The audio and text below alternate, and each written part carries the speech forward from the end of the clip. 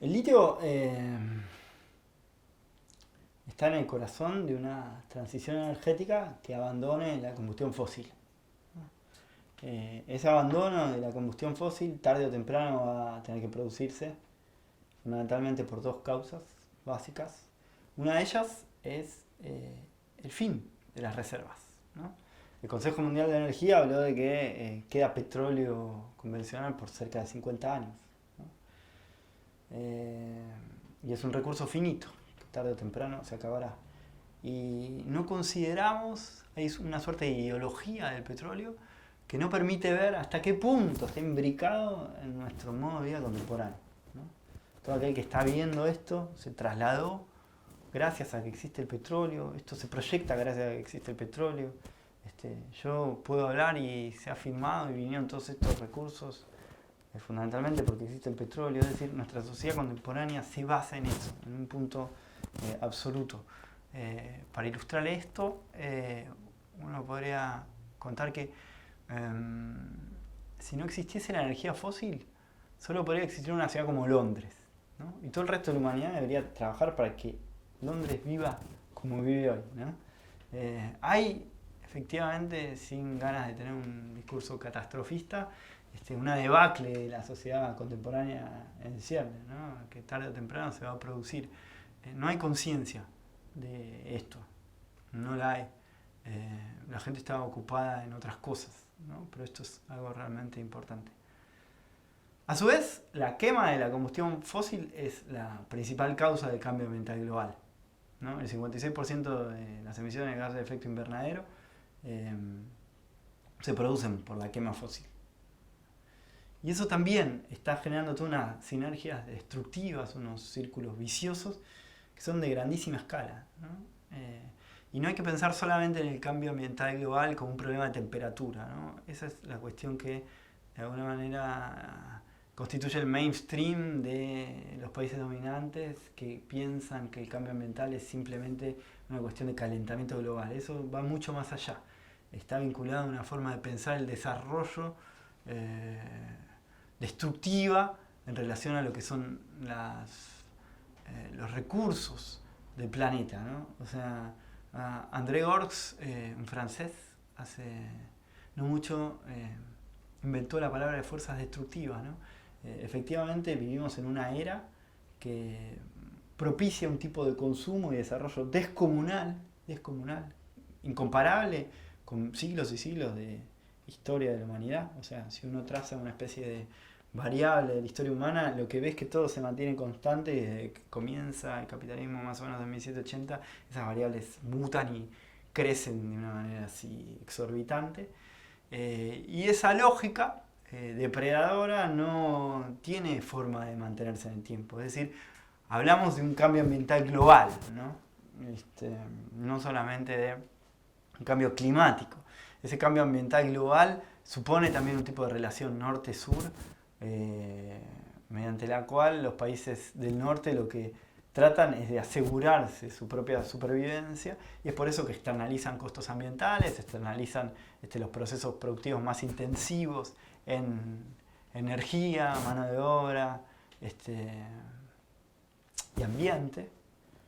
Y es por eso también que los países como la Argentina, por ejemplo, tienen entre sus matrices productivas más dominantes los agronegocios, el monocultivo, la minería, el fracking, la sobrepesca, porque nos condenan a ser una suerte de zona de sacrificio, ¿no?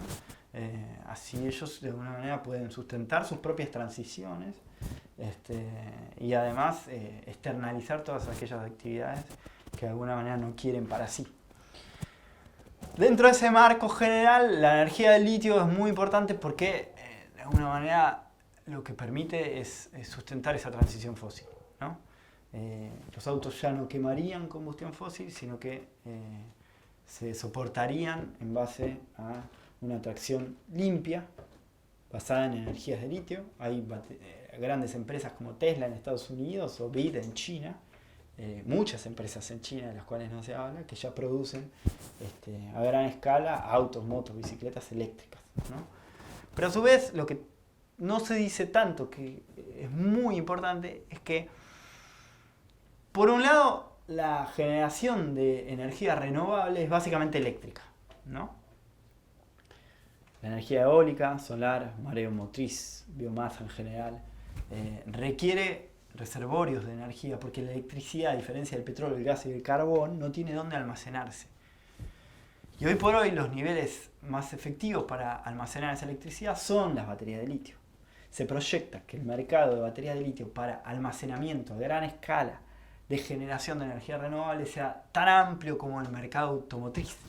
O sea, estamos hablando de grandísimas dimensiones. Eso por un lado. Por otro lado, esta transición lo que requiere entonces es la instalación en masa de grandes niveles de generación renovable de energía, electricidad fundamentalmente. Las matrices energéticas de los países deberían tender a electrificarse. ¿Se entiende esto que digo electrificarse? Electrificarse quiere decir que las energías renovables producen básicamente electricidad.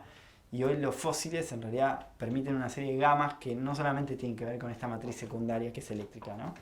Fundamentalmente el petróleo y demás se va en transporte, en generación de energía en otros niveles que no son necesariamente eléctricos. Y esto en el mejor de los mundos posibles, porque hoy por hoy, a nivel global, la participación de las energías renovables en toda la matriz es muy pequeña, es del 1%, ¿no?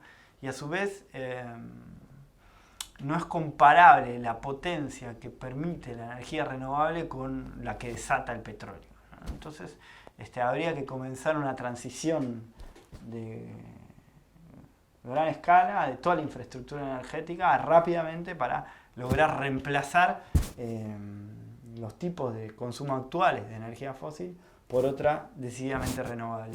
Muchos dicen que no estamos a tiempo para realizar esa tarea. Otros dicen que es la única tarea que nos queda, ¿no? Entre ambos márgenes habría que moverse y sobre todo apostar por las salidas más potencialmente felices, aunque puedan no ser ciertas, que indican que es necesario llevar adelante una transición fuerte en todos los países. Por eso sería ideal que Sudamérica, la Argentina y demás pudiesen contar con una industria verde realmente sólida, que cimiente un nuevo paradigma energético, ¿no? Cuando hablábamos de un lugar estratégico sobre el cual intervenir y desarrollar nuestras capacidades litíferas, está fundamentalmente vinculado a eso.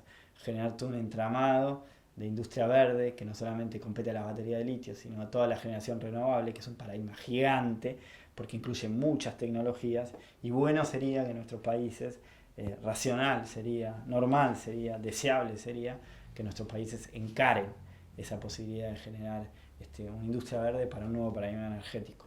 Las técnicas de extracción no son muy complejas. FMC, hoy por hoy existen dos grandes empresas en la Argentina que explotan litio. Una es FMC, en el Salar de Hombre Muerto, en la frontera entre Catamarca y Salta, que tiene una técnica específica que se conoce muy poco porque las empresas privadas justamente no permiten el conocimiento de esas técnicas, están patentadas a nivel internacional y son confidenciales, pero que supone algunos procedimientos químicos muy específicos, ¿no? Y ahí obtienen litio y hace mucho tiempo que están exportando litio en la Argentina, hace cerca de 20 años ya prácticamente, y son una de las principales exportaciones.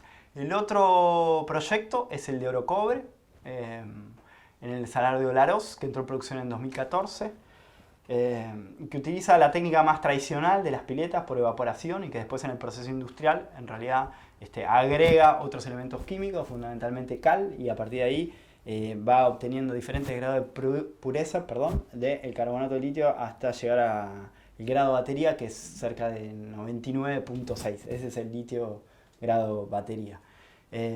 Sin embargo, lo que hay que subrayar y tener muy en cuenta es que existen una pluralidad de empresas de los más diversos países que han venido a la Argentina en masa, sobre todo en el último tiempo, donde se les ha abierto las posibilidades de que inviertan y extraigan litio a gran escala, ¿no? Sobre todo a partir de la llegada del macrismo, que fomentó la erradicación de empresas mineras, bajando las retenciones y con un sentido discurso aperturista del mercado y atrayente de las inversiones, ha sido extrañamente casi uno de los pocos lugares donde el macrismo va a poder blandir su discurso de que las inversiones efectivamente llegan, en este caso, sí, el litio. ¿Y por qué llegan aquí? Fundamentalmente porque las empresas, corporaciones globales de gran escala, quieren asegurarse la provisión del recurso, ¿no? El litio, para serle franco, no es un recurso tan importante. O sea, para hacer las baterías es un recurso indispensable, pero no es tan caro dentro de la proporción del costo de la batería. Generalmente es un 0,5%. Y no es tan significativo porque lo que realmente importa para toda la agregación de valor es el conocimiento científico industrial materializado en esa batería, ¿no? Estamos muy acostumbrados a pensar en los recursos naturales y en una visión muy ligada a las cuestiones como materiales del valor. Y no tanto en cómo, en realidad, gran parte del valor está vinculado al pensamiento, a cómo hay, para decirlo así muy llanamente, una serie de japoneses que saben muy bien cómo confeccionar esa batería y disponen de esas técnicas y de esa industria muy perfeccionada para realizar esa batería, ¿no?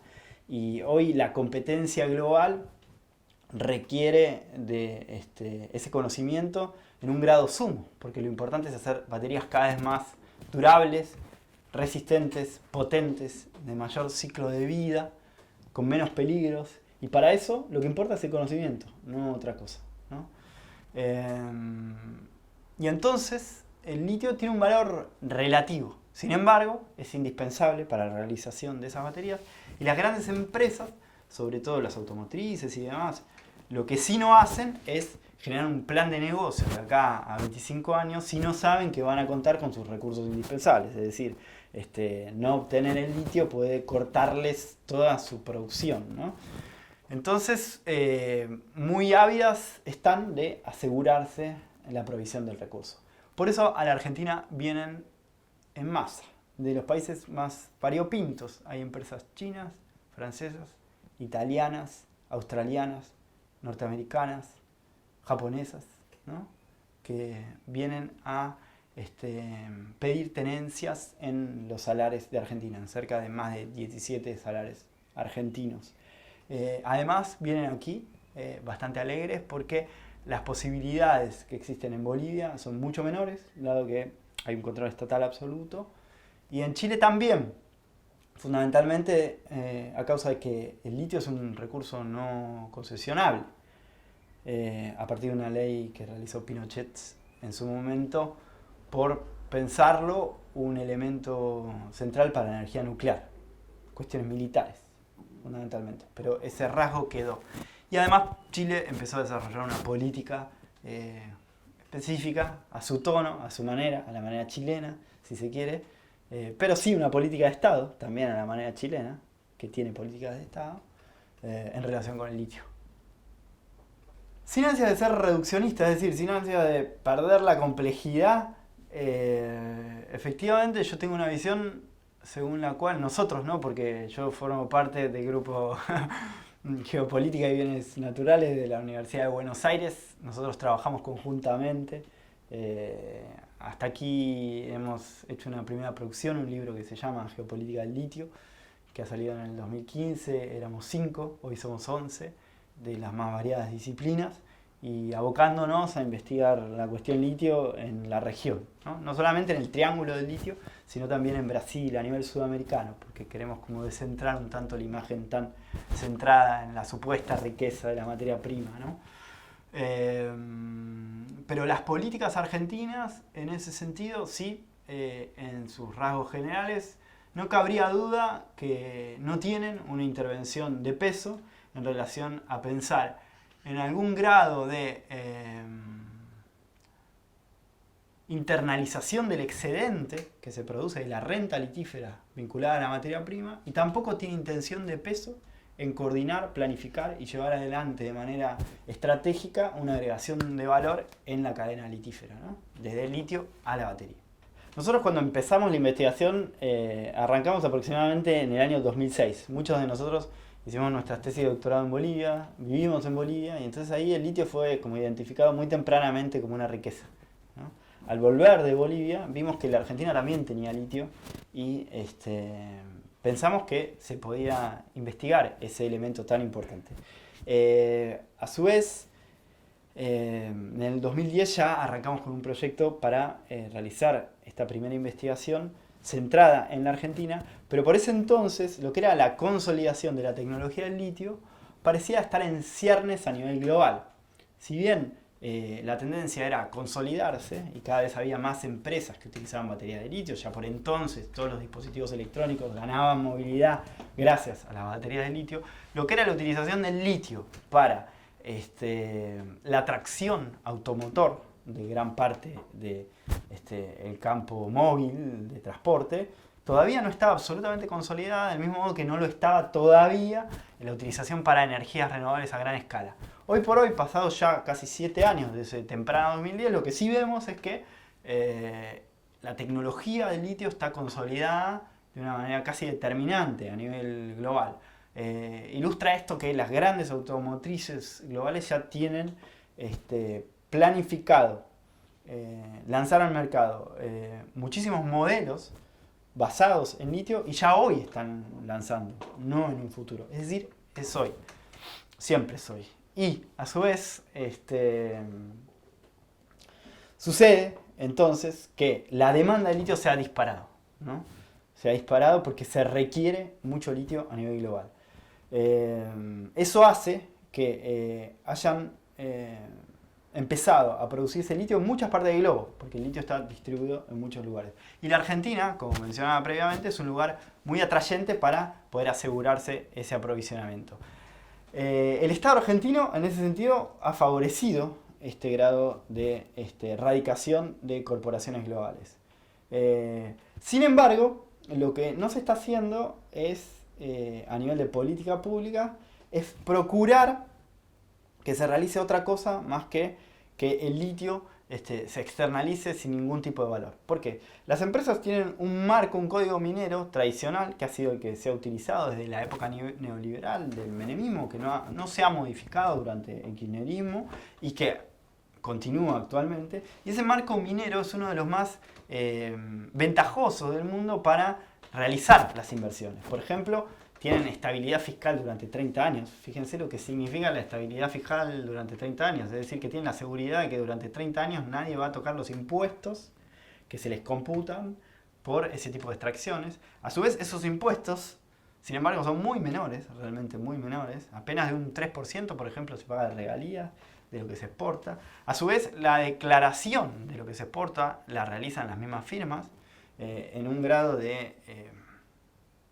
podría decirse casi de desquicio regulatorio, que podría encontrar muy pocas justificaciones racionales acerca de por qué se realiza una cosa así. Junto a esto se han bajado las retenciones. El último gobierno ha tomado la decisión audaz de bajar las retenciones. Por lo tanto, digamos, las condiciones para esa extracción, exportación del litio y utilización de esa ganancia en manos privadas son óptimas, ¿no? De modo tal de que no quedarán muchas dudas de que no pase el tiempo para que aparezca posiblemente titulado en algún lado que existe un boom del litio y que en la Argentina se ha vuelto el principal exportador mundial. Es decir, ese escenario es un escenario posible, que hoy por hoy Argentina ocupa el tercer lugar como exportador de litio detrás de Chile y de Australia, pero dadas las ventajas que ofrece para aquellos que quieren obtener el litio, en una serie de años es posible que la Argentina realmente exporte cantidades muy fuertes de litio. Por lo dicho, queda absolutamente claro que sería ridículo alegrarse por ese podio global, ¿no? Más bien quienes se alegran son efectivamente las empresas que pueden hacerse ese recurso a un precio y un costo tan atrayente. Sin embargo, podrá parecer que eso es algo que sirve. Realmente no sucede así. Ni siquiera podría decirse que, como otro tipo de exportaciones argentinas, que están en manos de algo que podría llamarse una suerte de burguesía o oligarquía local, ni siquiera así, ¿no? O por ejemplo lo que podemos saber qué sucede con el vino mendocino, ¿no? Donde ahí, mal que mal, existe digamos, una producción local, ¿no? Acá es pura externalización. Eso respecto a la extracción. Luego, Respecto de la agregación de valor, eh, el kirchnerismo hay que aceptar que hizo un intento por generar una, un entramado y una posibilidad de que se generen baterías en el país, tratando de contactar y conectar a los científicos que más saben de litio en relación a las baterías. Un mercado potencial con el programa Conectar Igualdad, al cual iban a abastecer esas baterías, de modo tal de que se ofrecía un cierto mercado, y una serie de financiamientos a esa investigación, de modo tal de que hubo un primer intento de sinergia positiva y de coordinación para sostener a nivel Estado la chance de que la Argentina crezca en la cadena de valor. Ese proyecto no llegó a buen término, básicamente por dos razones. La primera y menos importante está relacionada con que los científicos acostumbrados a su trabajo en el laboratorio, en el momento en que debieron saltar a la producción industrial y a hacerse de las manias propias del mercado y la provisión y sus lógicas, no estaban lo suficientemente experimentados como para realizar eso de manera fluida, en primer lugar. Y en segundo lugar, y mucho más importante, fue que el Estado, cuando esas cosas tendieron a suceder, dejó a los actores librados a su suerte y no realizó ninguna política de largo plazo. Y ni bien los industriales de Tierra del Fuego, las empresas ensambladoras de Tierra del Fuego, que obtienen una buena cantidad de ganancias, fundamentalmente porque gozan de un mercado cerrado, es decir, que obtienen una ganancia gracias al pago suplementario que realizan los propios consumidores de toda la Argentina, finalmente decidieron no apoyar ese intento que en un primer momento estimuló el Estado argentino de crecer en la cadena de valor. Todo terminó diluyéndose y no llegó a buen puerto. Esto requiere sí estrategias a mediano plazo, a largo plazo, coordinadas y sostenidas, ¿no? Litio hay, no falta litio, no es un problema de cantidad de reservas, en este caso en particular. Eso es algo que nosotros vinimos afirmando sostenidamente porque hay que contrarrestar un poco la visión, que no es real, de que es un recurso escaso. No lo es. O sea, litio hay en salares mucho, es el más rentable y de más fácil extracción. Justamente por eso se extrae de salares, fundamentalmente, y por eso existe una suerte de triángulo del litio en los Andes americanos. Sin embargo, hay otros salares que tienen litio, está distribuido geográficamente a nivel global en diferentes partes del mundo. Se puede obtener litio de 150 minerales, o sea, que están adosados a la piedra, y de hecho el segundo exportador mundial, Australia, lo exporta de spodumeno, no de salares. El litio lo obtiene así, con una técnica avanzada para la extracción, y encima hay en el mar. O sea, en realidad el litio hasta ahí es un recurso estratégico. Hay litio, todo país con costa marítima tiene potencialmente reservas de litio, ¿no? Y sin embargo, obviamente, las partes por millón que hay contenidas en el mar son ridículas en comparación a las partes contenidas en la salmuera de los salares. Pero, en el caso de que fuese necesario utilizar las reservas, por más de que son menores esas partes por millón, en términos absolutos, en todo el mar son tantísimo mayores, ¿no? O sea, las principales reservas de litio están en el mar. De requerirse utilizar ese litio, se cuenta con las reservas, y de hecho tanto Corea del Sur como China ya investigan formas de obtenerlo del mar. Porque lo que quieren es asegurarse el abastecimiento, aun aunque tengan que pagar un costo un poquito mayor. No es tanto un gran problema ese. Por tanto, reservas de litio para sostener una transición energética hay para muchos años. Llegado el caso, hay 1000 años de litio holgadamente. No está ahí el problema. Hay otros minerales que se van a agotar más rápido, sí, y que se requieren en tecnología de punta de manera más acuciante. O sea, con nuestra exportación de litio financiamos la transición energética de los países centrales. Es así. Es simplemente así. O sea, es más, China tiene salares, pero por ahora no los explota y no está interesada en explotar esos recursos. Prefieren en todo caso abastecerse de los recursos de aquí. Genera serios peligros ambientales. La minería del litio es una minería del agua, fundamentalmente. Entonces, de alguna manera, con la exportación de esos bajos costos de litio y de ese carbonato, lo que estamos haciendo es soportar esas transiciones energéticas en la confección de baterías de los países centrales, ¿no?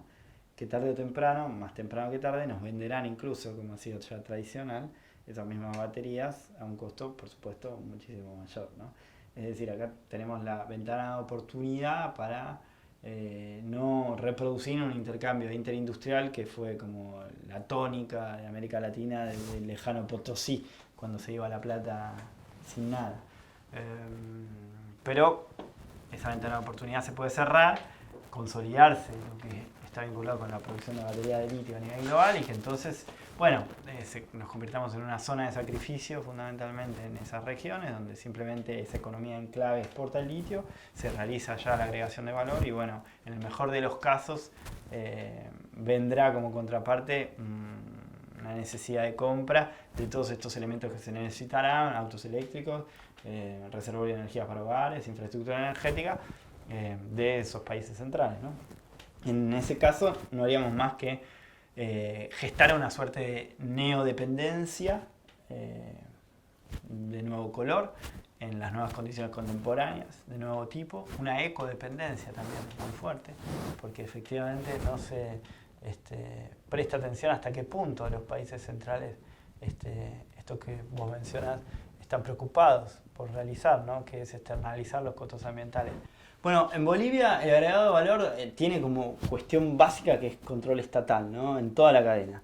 Ellos lo que están haciendo ahí se puede dividir en dos partes fundamentalmente. Por un lado uno tiene como la cuestión de la extracción. Por otro lado hay una agregación de valor que tiene que ver con la química compleja, ¿no? Y por último lo que está vinculado con la confección de las baterías. En lo que está relacionado con la química compleja, es decir, la constitución de materiales catódicos, por ejemplo, ellos encargaron a una empresa francesa la realización de una fábrica para instalarse en Bolivia, financiada y controlada por el Estado plurinacional. Respecto a lo que es la fabricación de baterías, lo que ellos ya tienen instalado en Bolivia es una planta ensambladora, ¿no? Que ensambla. Eso es un nivel técnico muy menor, es decir, no es producción de baterías, sino que es ensamblado. En la Argentina incluso también hay ensamblado de baterías. Pero sí se proponen tener el control y participar e intervenir en toda la cadena de la agregación de valor.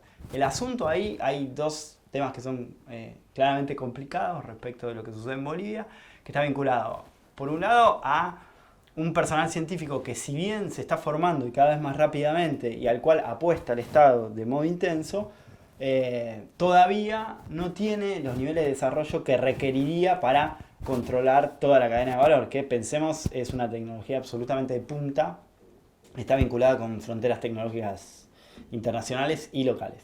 Eso por un lado. Y por otro lado también lo que sucede en Bolivia es que el mercado en sí no tiene unas dimensiones amplias como para poder apalancar fuertemente una producción de baterías y de materiales catódicos, etc. Es decir, evidentemente el mercado boliviano no tiene el peso que por ahí podría tener un mercado como el de Brasil, donde el destino de la producción de baterías podría estar asegurado en el caso de que exista una política pública direccionada y correcta. Claramente hoy eso es un problema porque en realidad si uno mira bien, y para ser francos, hoy no hay nada que sea competitivo en relación a lo que es el eje asiático, ¿no? Sostenido por China fundamentalmente, pero que es toda la fábrica Asia en sí. Que incluso gran parte de las cosas, y en este caso las baterías de litio, tienen casi precio de dumping, es decir, casi precio de costo, porque a lo que apuntan es a consolidarse y hacerse de ese mercado de manera internacional de modo tal de que no haya competidores en un futuro cercano. Así que no hay manera específica de que se compita en ese mercado a nivel global. Lo que sí se puede y lo que sí sería deseable es generar ciertos nichos particulares donde se pudiese intervenir y competir. Por eso sería ideal también pensar en un mercado latinoamericano, en principio, pensar en un mercado regional y aunar ciertas capacidades industriales y de mercado, tanto sudamericanas, bolivianas, brasileñas, argentinas, y pensar en lugares específicos donde se pueden realizar algunas baterías que pudiesen servir para una industria local. Llámese, por ejemplo, lo que es el gran conglomerado de energías renovables que tarde o temprano se van a instalar cada vez más, que requieren innumerables cantidades de baterías de litio, o alguna producción de lo que es todo el transporte, ¿no? Porque las baterías de litio hoy por hoy sirven para autos, bicicletas, motos, camiones, etc. Estamos hablando de la industria más grande del mundo, que es la automotriz, ¿no? Entonces ahí habría que generar una estrategia específica. Si no hay destino nacional de peso, ¿no? Quizás el único país que puede generar y apalancar con la agregación de valor del litio de manera autónoma, creo que es Brasil, ¿no? Y hasta ahí nomás, en cierta medida. Hoy por hoy la competencia china está socavando el propio entramado industrial brasileño, ¿no? Pero si no hay un destino sudamericano es muy difícil que esa agregación de valor sea con la suficiente robustez como para poder crecer de manera independiente. O tiene que haber una estrategia muy bien diseñada y muy bien enfocada hacia dónde se quiere ir. Es decir, una política pública que, aunque no quiera situarse en el mercado global, de todos modos sí quiera decir, bueno, hay una estrategia para desarrollar este nicho en particular y vamos a sostener esto como modo de generar una mayor densidad nacional de entramado productivo y de baterías y demás. En la Argentina hay un antecedente interesante que está vinculado al intento de una empresa por radicarse en Salinas Grandes, lo cual propició la resistencia de las comunidades del sector aledañas a Salinas Grandes, que se reunieron y articularon en torno a un proyecto que se llama 33 comunidades, que son las 33 comunidades en líneas generales que están a la vera del salar y resistieron a esa erradicación. Fundamentalmente son comunidades salitreras que viven de la sal del salar y esas explotaciones ponen en riesgo su entorno tradicional, su propio ecosistema, explotaciones que utilizan una cantidad de agua de gran calado, por lo tanto lo que es la reproducción de los alimentos, el pastoreo y el ecosistema propio del lugar corre peligro. Los niveles de participación y de gestión, de decisión y de lugar en las ganancias de las comunidades es realmente nulo. O sea, en la Argentina fundamentalmente las comunidades son consideradas como un actor que si bien hay que tener en vista, dado su carácter folclórico, originario, y que habita específicamente esos lugares, de modo tal de que algo hay que hacer con ellos. Sin embargo, se los discrimina de manera radical y concreta respecto de la participación en las decisiones, ganancias y gestión de todo lo que está vinculado al litio. Lo cual es evidente a todas luces un problema, fundamentalmente porque no debemos olvidar de que la Argentina es un Estado-nación que apenas puede acusar 200 años de presencia en este territorio, un territorio que apenas le pertenece al mismo Estado argentino, podríamos decir, si uno compara con el arraigo originario que tienen las comunidades andinas dentro de todo lo que es el área de los Andes, valga la redundancia, ¿no? Que están allí hace cerca de 5.000 años, pueden contar una historicidad de 5.000 años, y su presencia en los salares guarda esa temporalidad. Por lo tanto, es innegable que deberían poder participar dentro de todas estas dimensiones, ¿no? La gestión, la decisión sobre qué se va a hacer, el cuidado ambiental como primer término y también las ganancias, ¿no? Deberían ser un actor más con voz, voto y peso dentro de todo lo que es la cadena litífera. No sucede de ese modo en la Argentina. A su vez, es un país en el cual incluso las comunidades no tienen, muchas de ellas, la gran parte, los títulos de propiedad que deberían realmente poder esgrimir en el caso de que fuese necesario, ¿no?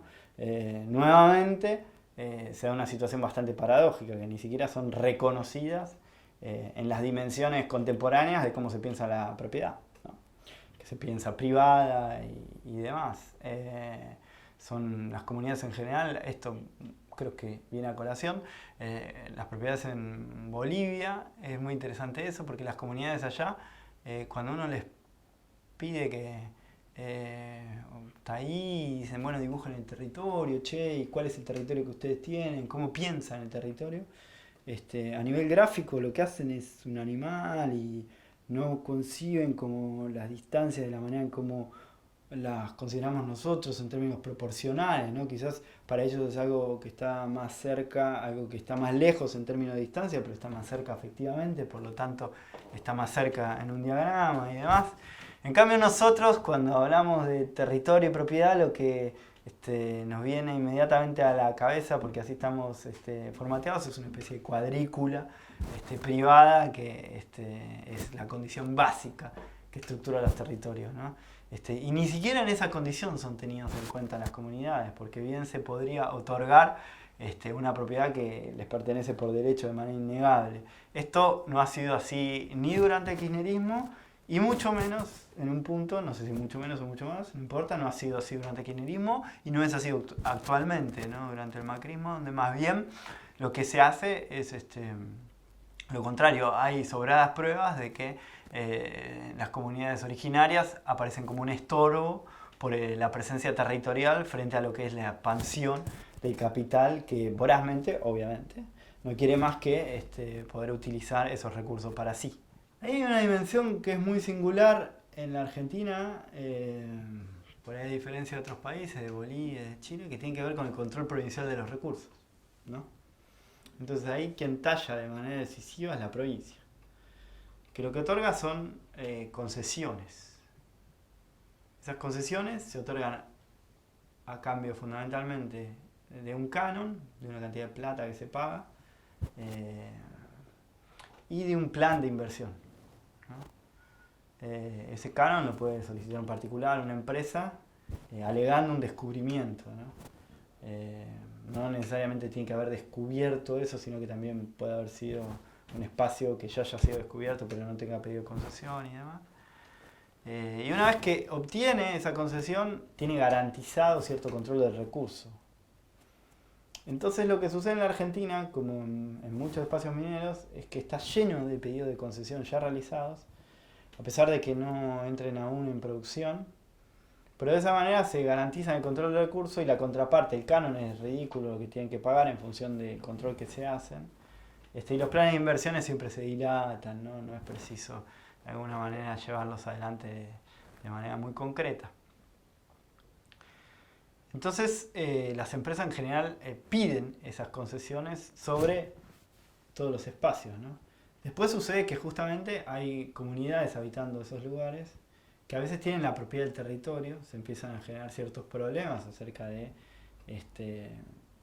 la tensión potencial entre propiedad y concesión, pero finalmente la concesión tiene cierto privilegio en relación a la posibilidad de explotación, pero sí debe guardar algunos resguardos respecto a las vinculaciones que realiza con las propiedades, problemas de los informes ambientales y demás, que para eso las empresas extractivas lo que hacen es desplegar toda una batería estratégica de relacionamiento con las comunidades y los gobiernos provinciales, de modo tal de allanarse el camino y finalmente poner en marcha la explotación en caso de que lo deseen, ¿no? Y generalmente tienden a llegar a buen puerto, básicamente por la simetría de poder entre las comunidades y las empresas. No debemos olvidar de que, por ejemplo, qué sé yo, detrás de Orocobre hay una empresa como Toyota, ¿no?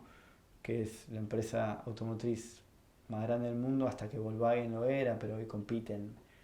Entonces estamos hablando de un gigante frente, no sé, a una comunidad, ¿no? De unos miles de habitantes, que además ese gigante tiene el apoyo y el aval del gobierno provincial generalmente, y a su vez del gobierno nacional, ¿no? Con lo cual las posibilidades de resistencia, si bien son existentes, y de hecho las 33 comunidades lograron evitar el arraigo de las empresas, sin embargo la simetría de fuerzas es realmente muy muy significativa, algo como que sucede también en Vaca Muerta, ¿no? Donde hay petróleo no convencional y gas no convencional en Argentina, muchísimo, tercera reserva global, y uno ve ahí cómo ha llegado Roma, ¿no? Nueva Roma, son las grandes empresas petroleras dispuestas ahí, emplazadas en ese territorio, a la espera, en gateras, de que el precio del petróleo suba para comenzar la extracción de modo salvaje, ¿no? Entonces las comunidades que habitan esos territorios generalmente tienen poca capacidad para enfrentar esa ansia de extracción de las empresas. Más cuando efectivamente hay un apoyo estatal del Estado Nacional y de las provincias decidido a eso. No se podría hablar de ausencia, ¿no? Uno en todo caso tendría que hablar, como decía Boaventura de Sousa Santos, de un Estado meta-regulador del capital, ¿no? Porque finalmente, o sea, más que ausencia, en realidad trabaja y favorece la instalación de estas empresas. Trabaja, No hay que caer en una cuestión maniquea, reduccionista y determinista, según el cual el Estado es un simple gestor de los intereses del capital. Lo que pasa es que a veces, aunque uno no quiera caer allí, cada vez parece como más evidente que en gran parte lo es. Y entonces a veces sucede que el Estado lo que hace es propiciar y generar todas las condiciones que precisa el capital para que esas empresas finalmente se instalen, ¿no? Y la verdad que la realidad argentina actual, a duras penas, digamos, es vulgar la realidad. Uno no podría decir que es vulgar la teoría que dice que el Estado es un apéndice del capital hoy por hoy. Se vería tentado y lo pienso así, pero en realidad lo que es vulgar es la realidad, ¿no? Que efectivamente hace que el Estado sea casi como una especie de apéndice y nos deja atónitos, ¿no? Y de ver y contemplar como en realidad es el canal y el vehículo para la instalación de grandes empresas que no hacen más que llevarse los recursos de manera indiscriminada. Y en un caso de un recurso tan importante como el litio, esto pasa de manera notoria. En Argentina hay diferentes grados de organización, ¿no? Las 33 comunidades siguen resistiendo, es decir, Salinas Grandes está todavía en litigio dentro de la Corte Interamericana de Derechos Humanos, que no se ha expedido aún, por lo tanto hay una suerte de triunfo o empate territorial porque han logrado las 33 comunidades suspender la erradicación de las empresas dentro de las salinas. Es decir, eso denota una capacidad y una fuerza significativa respecto a este problema. Y después hay un mosaico variopinto de comunidades que tienen mayores capacidades de resistencia y otras menor nivel de resistencia, y que algunas terminan obteniendo algunas cosas de las empresas ya en última instancia porque no tienen la capacidad para resistir de manera constante en el tiempo dada esta asimetría de poder. Y uno nunca pierde las esperanzas de que las comunidades puedan realmente lograr el lugar que le corresponde en lo que está vinculado a la extracción de litio, ¿no? E incluso poner en duda su viabilidad en el caso de que no lo deseen o ponga en riesgo sus parámetros ambientales de reproducción tradicional. Sin embargo, contando la asimetría de poder entre las empresas transnacionales y su resguardo de recursos, su capacidad económica y un favoritismo vehiculizado por el gobierno nacional y los gobiernos provinciales, efectivamente el panorama es sin embargo sombrío, ¿no? Porque no existen chances de resistencia constante frente a una fuerza tan significativa. De todos modos no se pierden las esperanzas, son muy distintos los casos boliviano e incluso chileno. O sea, en el caso boliviano son las propias comunidades articuladas en torno a FRUTCAS, que son la forma de articulación local a nivel sindical de las comunidades originarias, las que han llevado adelante y han propiciado hacia el gobierno plurinacional la posibilidad de que haya un control estatal de lo que es la producción litífera.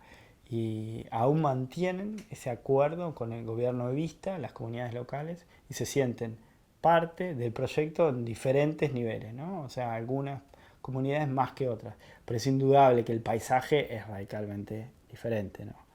E incluso en Chile mismo, el Estado, Chile siempre, hace 50 años que instrumenta un proyecto neoliberal, en sus inicios evidentemente a sangre y fuego, absolutamente condenable, sigue siendo todo condenable, sin embargo tiene una suerte de política de Estado que a través de a raíz un poco también de los casos de corrupción en los que estuvieron inmersos las empresas de extracción de litio en Chile, SQM fundamentalmente, Rodwood es la otra empresa, y se ha generado un nuevo contrato con Rodwood fundamentalmente, donde las comunidades tienen un lugar al menos medianamente más reconocido, sobre todo en lo que es la participación de ciertas ganancias, lo que ellos llaman valor compartido, ¿no?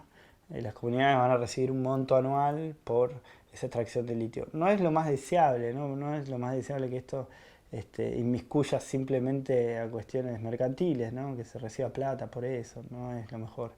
Lo mejor tiene que ver con la gestión democrática, con la participación real, en las ganancias y no solo en las ganancias, sino también en las decisiones, en la cadena de valor, es decir, una participación activa de las comunidades. Pero de todos modos es un panorama a primera vista como más optimista que lo que existe en la Argentina, eh, donde realmente son desconsideradas las comunidades. Y desconsideradas es una palabra amable, ¿no? Porque más bien en realidad son como, dicho quizás un poco rápidamente, pero sin falta de rigurosidad conceptual, son más bien vistas como un estorbo potencial a la producción, ¿no? Que debe ser corrido del espacio lo más rápido posible. A veces directamente no se utilizan balas porque no sería efectivo deshacerse de ese estorbo con balas, ¿no? A veces sí, o sea, hemos visto que a veces sí. Pero en líneas generales esa es la concepción desde la cual parte la vinculación con las comunidades, ¿no? Efectivamente hay algunas comunidades que se oponen de manera más tajante que otras a los proyectos extractivos. eh, y eso es así, y por diferentes razones, y eso es así.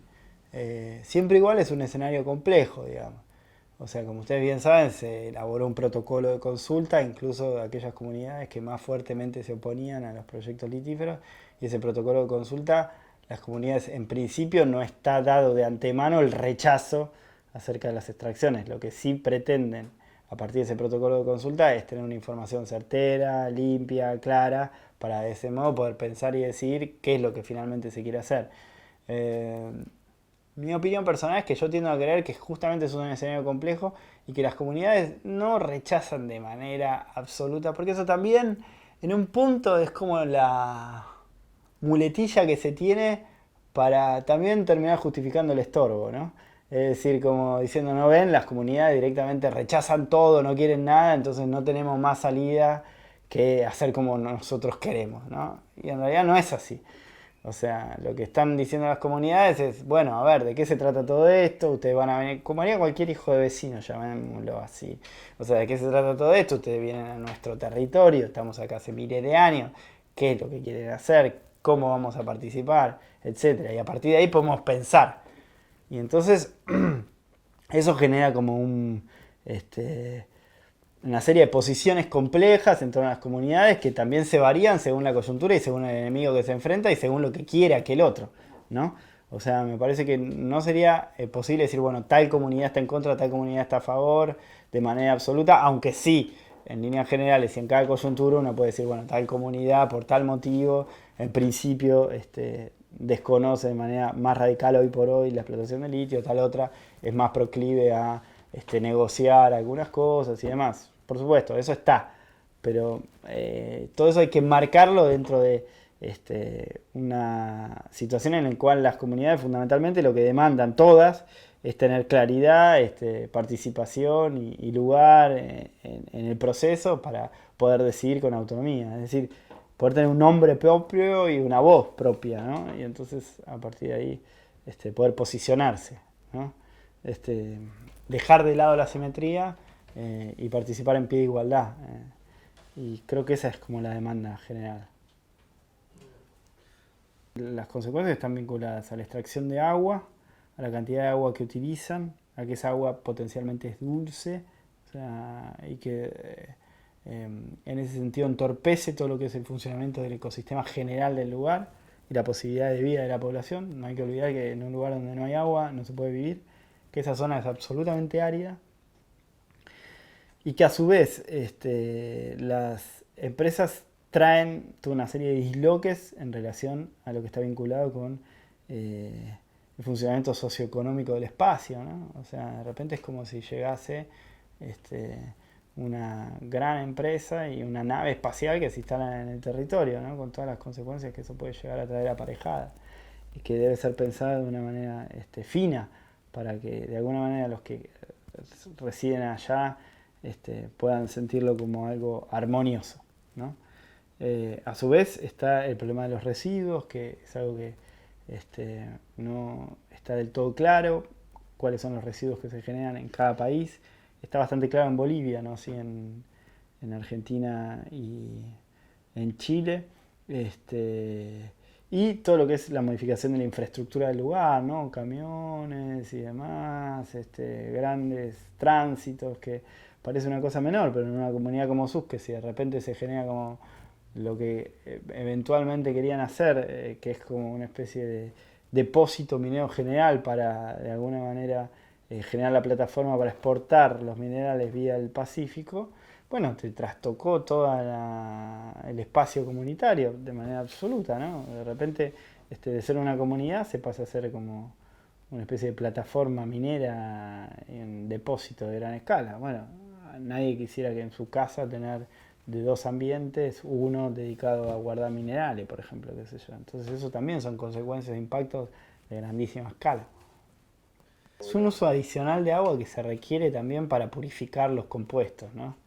O sea, generalmente las empresas lo que suelen hacer todo el tiempo es decir que es agua no potable. Pero en realidad es agua potable la que utilizan, ¿no? O sea, una cosa es la salmuera que se extrae como agua, que eso debe evaporarse, el agua, para concentrar los productos a determinado nivel. Y otra cosa es el agua que utilizan, dulce, que tiene que ser limpia justamente porque tiene que purificar el producto para obtener diferentes grados de pureza.